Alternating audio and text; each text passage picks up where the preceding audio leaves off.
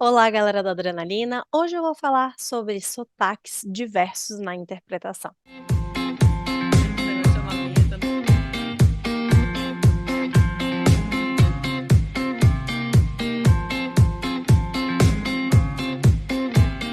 Gente, então, esse tema é um tema que às vezes me apresentam em alguns momentos os alunos, né, falando comigo, mas eu tenho muita dificuldade de entender o sotaque XYZ de tal e tal idioma.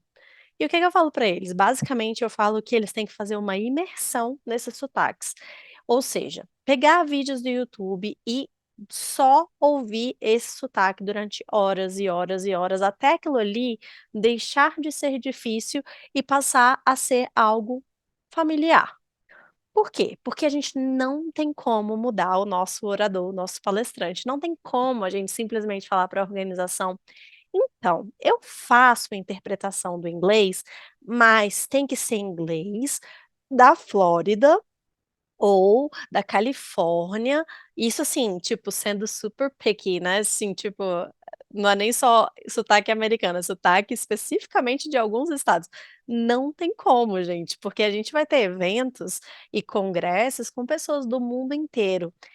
E tem um fato muito específico, muito particular no inglês especificamente, que como ele é conhecido como um idioma universal, que todos os países precisam ensinar para o seu povo e tudo mais, porque é uma língua de business, é uma língua de fechamento de negócios, é uma língua de transações no geral, no mundo inteiro. Então, é uma língua que antigamente era o francês, em outros tempos era o latim, né, na época de Roma, sempre existiu uma língua ali que é a mais falada entre os países e atualmente é o inglês e está quase ali, tem muitas pessoas que dizem que vai ser o chinês no futuro. Então, enfim, com isso dito, obviamente que a gente vai ter pessoas falando inglês que não são nativas. Inclusive, quando as pessoas falam inglês e não são nativas, é aí que muitas pessoas falam assim que tem problemas de entender. Ou mesmo pessoas nativas de regiões que a pessoa nunca teve contato antes. Sei lá, às vezes da Nova Zelândia, da Austrália, para não mencionar alguns que são muito batidos e que acabam tendo um super preconceito de muitas pessoas, que não é o meu caso. Eu tenho muita facilidade de entendimento do sotaque, por exemplo, indiano, que é um dos que o pessoal mais reclama e fala que, tipo, é impossível, porque não sei o quê, porque é um inglês muito estranho. Mas, gente, eles são nativos nesse idioma, é um dos idiomas oficiais do país, não tem como reclamar do inglês deles, porque eles aprendem na escola desde pequeno, não importa se eles têm um sotaque diferente do nosso, ou um sotaque diferente dos britânicos ou dos americanos, que são os mais conhecidos, né, canadenses também. Então, eu acho que assim, no inglês, a gente tem que relevar muita coisa, porque a gente vai ter pessoas falando o inglês com diferentes sotaques. E assim, a gente tem que engolir isso e parar de ficar sofrendo à toa com isso, porque isso é uma coisa que a gente simplesmente não tem como mudar. E eu já disse isso em outros momentos, mas reenfatizando, né? Existe um livro que eu gosto muito de um filósofo estoico chamado Sêneca, e ele falava sobre essa arte de viver. A gente não pode ficar batendo a cabeça contra a parede com certas coisas da vida, que faz parte da vida.